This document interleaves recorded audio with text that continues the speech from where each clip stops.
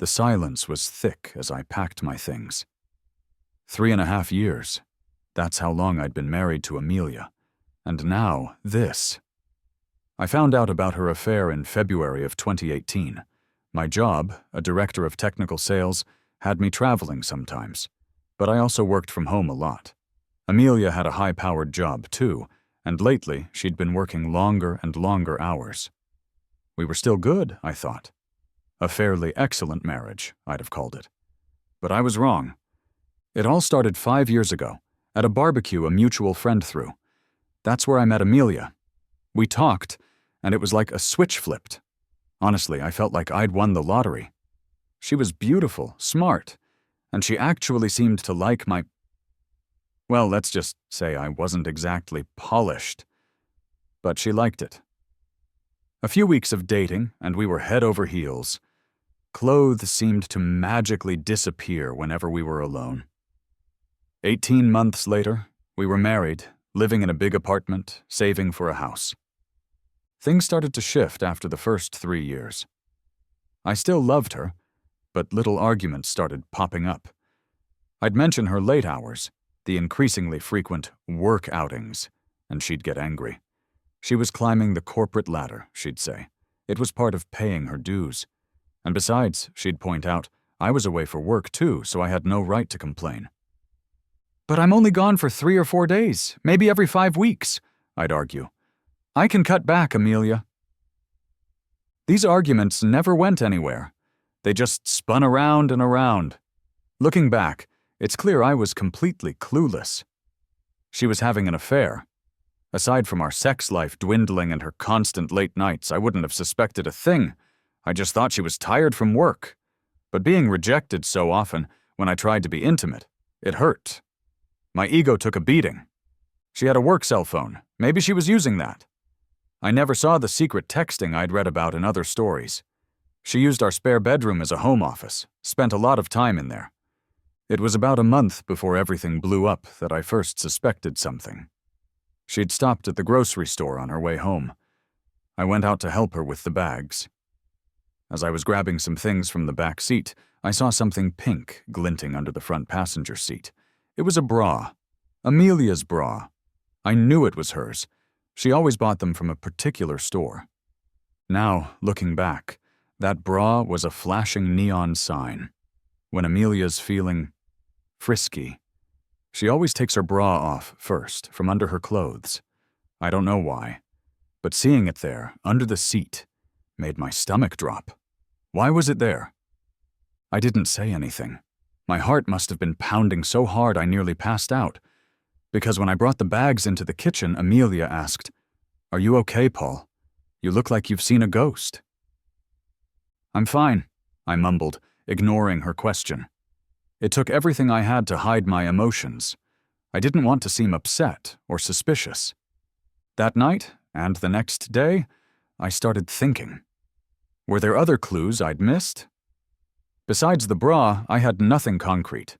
She worked in an office building downtown, and we lived in a pretty big city. I decided to try and put the affair idea out of my mind and focus on giving her more attention. So, one Friday after work, I went all out. I cooked a fancy dinner, set the table with our good plates, silverware, and candles. I even bought flowers and a nice bottle of wine. When she came in, breezy as always, I pointed out the dinner, everything I'd done. She apologized. "Oh, Paul, I'm so sorry. I have to meet some co-workers at that bar down the street. It's a networking thing." She paused. "I need to shower first, but I can have a quick bite with you before I go." I think I just went completely silent. My insides were flipping. I won't describe the kind of anger I felt then, but I'd had enough. While she was in the shower, I grabbed my work cell phone and tossed it in her back seat.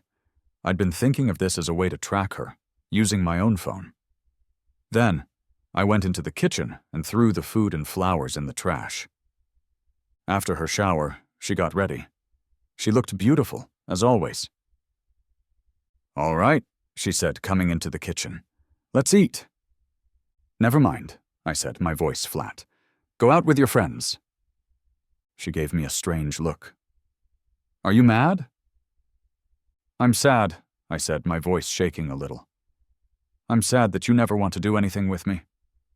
She got upset, made some sarcastic comment about my short fuse, and told me to stop acting like a child. Foolish me, I muttered, just standing there, letting it all sink in. For once, I thought we should spend the evening together. She just gave me a sly smile and stormed off. I pulled out my second phone and started tracking my work phone. When she left, I followed. She stopped at the bar she often visited with her coworkers, about 20 minutes away. I decided to go find her car. Sure enough, it was in the bar's parking lot. I waited in my car across the street, trying to see if I could spot her. I felt ridiculous, like a stalker, but I told myself I had to calm my fears about where she was. About an hour after I got there, I saw her leave the bar, with a man. He looked like one of the executives from her company. He grabbed her, pulled her close, and kissed her. My body went completely numb. My stomach clenched. They walked to a different car and got in. When their car pulled out, I tried to follow. You guessed it. They drove to a hotel, 10 minutes away. I parked on the street beside the hotel and watched them get out, holding hands, and walk inside. I'd seen enough. I felt like an idiot. I started pounding the steering wheel with my fist. That was it. Something inside me just broke. I don't know if I had an out-of-body experience or blacked out, but when I came to, all I wanted was a drink. That's when my life took a turn I never could have imagined. I just started driving out of town, replaying everything I'd just seen. I was crying, more out of anger than anything, I hate to admit. I found a nice little tavern on the outskirts of town, about 30 miles away, and stopped in. I sat at the bar and ordered a drink. The bartender, a woman, said I looked like someone had taken the wind out of my sails. I guess I looked like death warmed over. You could say that, I replied, managing a half smile. A man sat down beside me and started talking. I didn't really feel like talking, but there was something about this guy that put me at ease. We got to chatting, and eventually my wife's infidelity came up. I told him all I wanted to do was get away from her, forget about her. You're not alone, buddy, he said, giving me a pat on the back. He gave me a quick look. I went through that a few years ago. I think there's a reason these things happen. Your life can take a positive or negative turn now. I assure you, at this point, it's all up to you. His words, for some reason, jolted me out of my gloom. Even though I was in pain, I've always been able to see things rationally, and he was absolutely right. We introduced ourselves. His name was Robert. I really liked his down-to-earth vibe, even though he was more of a country guy. Are you going to move out? He asked. I guess, I said. I hadn't thought that far ahead. I had a fight-or-flight response going on, and I knew I didn't want to be around this woman any longer. I have an idea, and I feel very sympathetic to your situation, Robert added. When the time comes, I have a mobile trailer on my land in case you feel the need to go. It might need some work, and it's not very fancy. Why don't you come by and see if you could imagine yourself living in something like that, even temporarily? I'll give you a great deal on it.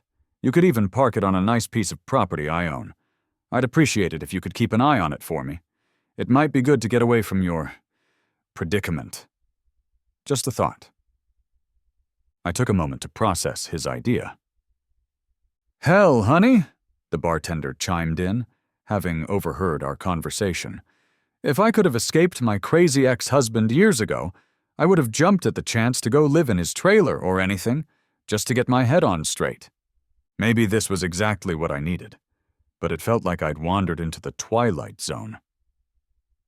Yeah, I said to Robert after a while. I'll think about it and maybe check it out. We parted ways, agreeing to meet at his house in a few days. I started to feel like I had some perspective, and a way to escape what I thought was a terrible heartache, combined with a nightmare. I knew one thing for sure. I never, ever wanted to spend time with my wife again. I find cheating so disgusting, and it's always been the one thing I thought I'd never put up with. When I got home that evening, Amelia was on the couch. She came out and asked where I'd been. Where have you been? I asked, turning to face her. You know, I went to grab drinks, she said. Are you having an affair? I asked directly. She looked surprised, but she quickly recovered. No. Why would you ask me that? I heard you might be seeing someone at work, I told her. Who told you that? She demanded. Someone I know, I said, but I didn't reveal the name. You're being ridiculous, she said, accusing me of being drunk and insane and asking again where I'd been. Out to a bar to have some drinks with friends, I remarked. Even though it was obvious that she wanted to question me further, she went back into the bedroom and went to bed. Now that I had proof she'd been deceiving me for months, I decided to sleep on the sofa. I couldn't sleep at all, because I kept picturing her in bed with that guy. I felt sorry for myself, disgusted, and hurt. But then I thought about Robert's trailer. The thought of it cheered me up. It was almost like a revelation. Something must be wrong with me, because the fight-or-flight response automatically kicked in amidst the pain I was feeling, and I preferred the flight response. We didn't talk much the next morning, and went about the weekend as if nothing had happened. I arranged a meeting with Robert a few days later. When I got there, I saw that Robert had a lovely ranch, and the trailer was actually pretty nice, about 26 feet long and fully furnished. It reminded me of a fun spring break trip I'd taken with friends in college. Robert accepted the money I offered him for the trailer. Honestly, I practically took it from him. He gave me directions to his ranch property, and I drove over to take a look. It was beautiful, with lots of trees and scrub vegetation, close to hiking and biking trails, and near the foothills of some mountains. Robert had a small cabin on a hilltop overlooking the property, with electricity and water available for the trailer. Robert promised to set up the trailer for me and pull it to the location. Over the next few weeks, I tried to get Amelia to come clean, but all I got was gaslighting. I even bluntly warned her that there would be no turning back if I found out she was cheating. As a result, she became even more engrossed in her affair fog and started lashing out at me with denials. I almost laughed at how awful the denial was. I scolded myself for not taking pictures of the two of them. I had no tangible proof that she'd cheated. I decided that I wanted out of this marriage. Instead of telling Amelia how I felt, I just started planning. While she was at work, I started quietly removing my belongings from the apartment and moving them to the trailer. At least I felt like I was doing something about it. I saw a change in Amelia during this period. Although she started acting more politely towards me, I thought it was too little, too late. I felt like I needed a break, too, so she kept going on company outings after work. One night I got ready, too, just as she was leaving. She glanced at me and asked where I was going. "Meeting up with some friends," I said. "You wouldn't enjoy all the shop talk, and you don't know them." I cut her off as she started to ask more questions. This was exactly what she used to say to me whenever I asked if I could join her on office excursions. "All right, have a good time," she added, with a somewhat offended expression. "I definitely will," I replied. I started making new routines, working on the trailer and hanging out with Robert at the bar. I felt better after spending time with Robert's wonderful family and friends. I also decided to cut back on my drinking because I didn't want to develop any unhealthy habits. I knew better than to drown myself in sympathy, even though it would have been so easy. At this point, Amelia told me she was going on a work trip the following week. She said the executive team and a few department heads were going when I asked who was going. "I hope you have a great time with your boyfriend," I added, glancing at her.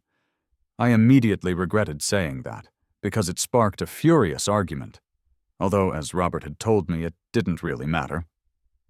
I now regret not knowing more about her affair partner, AP, I confessed to Robert one night.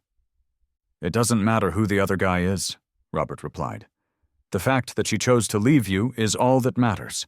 She destroyed the marriage, whether she admits it or not, brother. Facts are facts. Robert ought to write a book for the betrayed, damn it." I had the perfect opportunity to move out completely during Amelia's work trip. While she was gone, I gathered everything valuable that was mine: clothes, laptops, equipment. I didn't take any shared goods or furniture. Before I left a note. It was a long explanation at first, but I decided to make it short. "I hope it was worth it," I wrote on a piece of paper. I placed my wedding ring on top of the note on the kitchen table. As I left, I felt like a huge weight had been lifted. I was free. The hurt would take time to heal, and there would be baggage to deal with, but I had made a start. I needed time to myself and to get rid of her quickly and quietly. I wasn't proud of the fact that I hadn't confronted her or forced a confession. I hadn't screamed or shouted. She didn't deserve it, in my opinion. She disregarded everything we had, our plans for the future, our dreams of a house and a family. And now it was all gone. There was no going back. I owed her absolutely nothing. She could deal with the consequences, and I hadn't planned anything or called a lawyer. I just wanted a new beginning and some clarity. When I got inside my trailer, the mountain air was exactly what I needed. The next week I resumed running, and it was wonderful to be alive. While Amelia was away, she texted things like, "We just landed. We're having a team dinner," and so on. A few emails contained the question, "Where are you? Why haven't you gotten back to me?" I didn't answer. When she got home, my phone exploded with calls and texts. She kept trying to get in touch with me, but I ignored her. Her mother also tried to call me after the first day, but I didn't pick up. She didn't try to involve my father because we aren't close, and he's the only member of my family I still have. Her messages grew more urgent after she was ignored for a week. "What is this?" was one of the texts she sent. "We need to talk. I don't know what you think you know, but nothing is happening." Finally, after a week of not answering, she texted, "I'm sorry. Things got out of hand. It didn't mean anything that I was involved with someone at work. You were gone a lot, and I was preoccupied with my work. I just made a mistake. I was going to end it." A mistake. I'd been waiting for this confession all along, but somehow it just made me despise her more. Why couldn't she have just been honest? I had no dreams of a future with this woman. Mistakes don't last for 6, 8, or a year. Her pleas for me to come back and work on the marriage eventually grew pitiful. I refused to respond to her, even after she stopped bothering me for a few weeks. I didn't want her to know where I lived, or to snoop around in my life. I didn't want this woman to destroy my haven. Then she started sending nasty texts. "You're a coward," one said. "One day you'll talk to me. You have no respect for us. Come home, please, so we can talk. Where are you, so I am able to visit you, Paul? Please. Let's talk and make things right." Damn it. Although I don't recall all of the texts, they all appeared to be excuses, with minimal genuine regret. I let them go in one ear and out the other. After a while, I changed my mobile number. I received an email from Amelia informing me that she had hired a lawyer and was going to file for divorce. I simply replied, "Okay, that sounds good." This led to a barrage of emails requesting that I visit her and other things. She wrote that she would stop bothering me if I consented to an uncontested divorce. After realizing this wouldn't work, and after I consented, I was genuinely free. A few months later, after I moved out of our apartment, I never had to see her again. She seemed to care more about that than I did, even though neither of us had any closure. I would occasionally think of her for a few months, and yes, the grief would suddenly come to me, like when I heard a song we used to enjoy. After a while, though, I simply stopped thinking about her. Now that I'm officially divorced, things are going great. In actuality, I got to know a wonderful girl, just down the hill from my house. I was running on the trail, and we clicked when I helped her replace a flat tire. Despite being a few years younger than me, she is fantastic and quite adorable. She refers to me as her mountain man and adores my way of life. Although I'm not in a rush to commit, I also don't intend to give up on women entirely. I have no intention of moving out of the trailer anytime soon. I enjoy being outside and have simplified my life. It made everything easier for me, including the grief and my ex-wife. I am aware that everyone responds to these situations in a unique way. I was fortunate to be in my 3rd year of marriage and not yet a parent. I believe I acted in my own best interests. You don't have to spend your entire life with someone who cheats.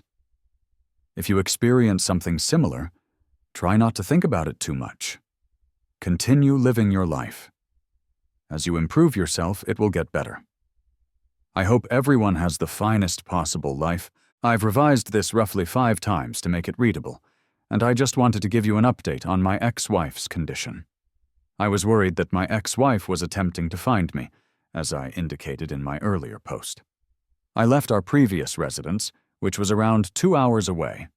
I ran into her last weekend at a coffee shop I often visit in the town close to my home. It didn't seem like a coincidence to me. Fortunately, I managed to get away before she noticed me. This past weekend, I went into town to get groceries and made a stop at my usual coffee establishment. I was utilizing their free internet to work on some paperwork for work. I finished and walked out of the coffee shop. I was on my way to my pickup when I heard someone shout, "Paul?" When I turned to look across the street, I saw Amelia. I was being waved at by my ex-wife. Finally. Armageddon had arrived. She hurried across the street toward me, and I stood there in disbelief. As though anticipating an embrace, she walked over and extended her hand. I stopped her in her tracks by instinctively holding out my arms, with my palms up. She appeared to be in severe pain. Then she added, "I've been searching for you, Paul. I've wanted to see you since I heard you moved here. Can we have a conversation on?" Guys, I felt like an animal confined in a cage. Yes, I did. "All right, let's find a table or something, and we can talk for a minute." I finally gave in. When she asked if we could come to my house, I firmly refused. At the end of the street, she trailed me down to a bench outside a small store. She began by remarking on how much I had changed and how much she liked my new appearance, beard, and level of fitness. She raved about how much my body had changed.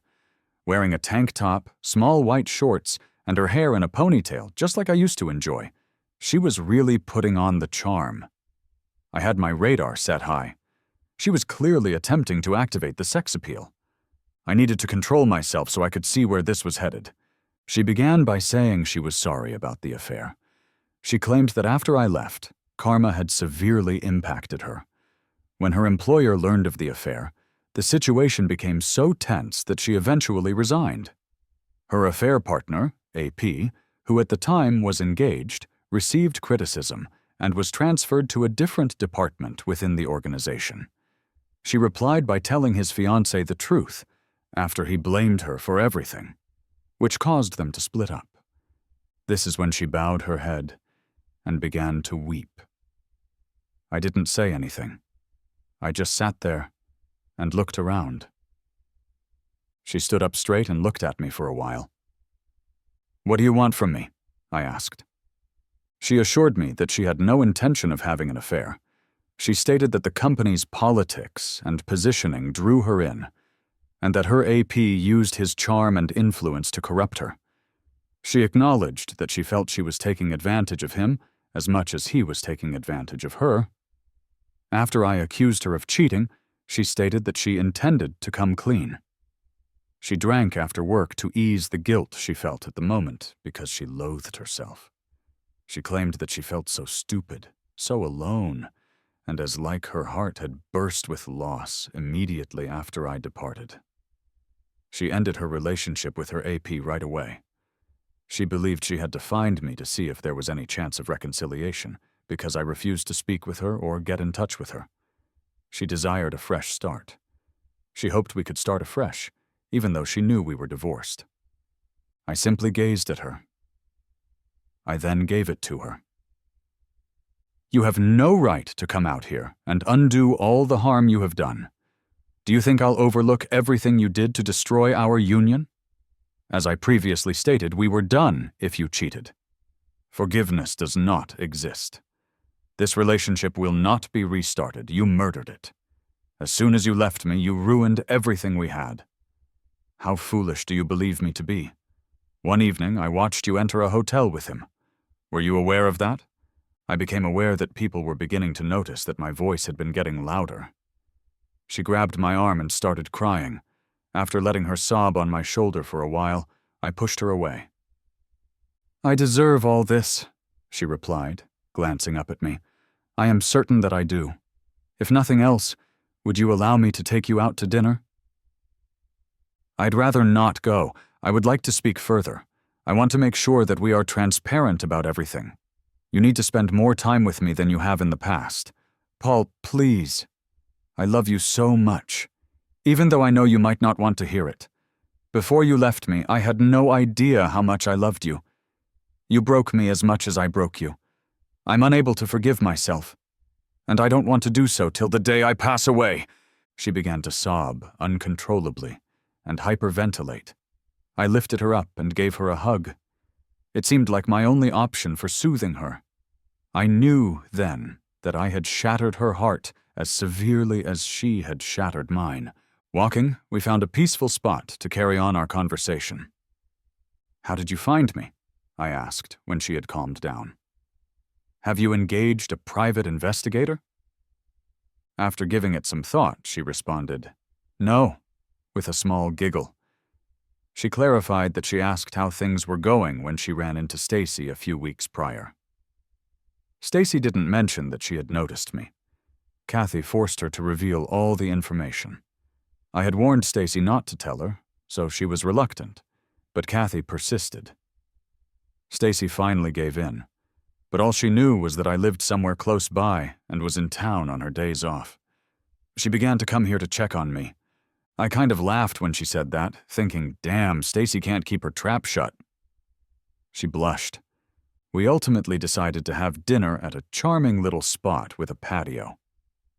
I made sure we didn't drink anything, since I wasn't going to give her a reason to be kind to me, or say she wasn't sober enough to drive back. In fact, we had a good conversation. I then escorted her to her vehicle.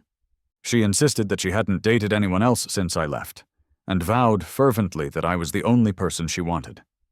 So she pushed me hard to stay longer. No, it's still way too early for me to go down that road, I informed her. She pleaded with me to come back, but I didn't say yes. After giving her my new email address, I didn't say anything more. My response to her request for my phone number was, "You'll just blow it up with texts and calls." She wept over it, but in the end, she agreed with my choice. She promised to send me an email with information on returning to town the following weekend before she left. I asked her directly, "Would you have forgiven me if I had been the one cheating?" Before she got into her car. "Yes, in time, but only if we saw a marriage counselor and worked through the healing process, with lots of talking, maybe even a binding agreement," she responded, after pausing to reflect. "All right, maybe I could do that in 5 or 10 years, I answered. "I would wait if that's what it would take," she replied.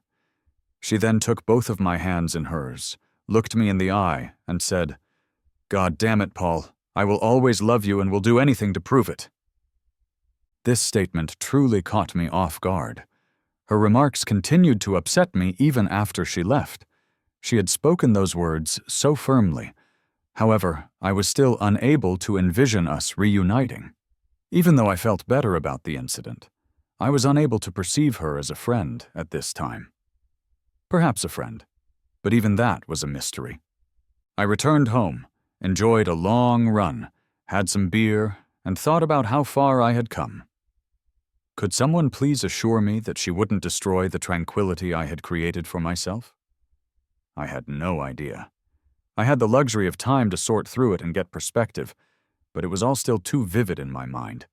I ghosted my ex-wife for more than a year before she discovered me. She wanted to make amends and start over with us.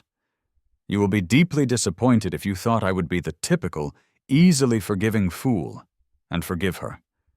She expressed her love and regret for the affair in a lengthy email she sent me last week. She offered to come out and stay with me for the weekend once more. My answer? I silenced her. I informed her that I had no plans to make amends with her. I'm totally happy living alone, taking advantage of my secluded position, and keeping things simple. At 32, I'm not in a rush to make changes. I have my own self-determination plan and have enjoyed the company of a few women and friends. I made it clear in my email response that I had no intention of reconciling and declined to provide her with my phone number.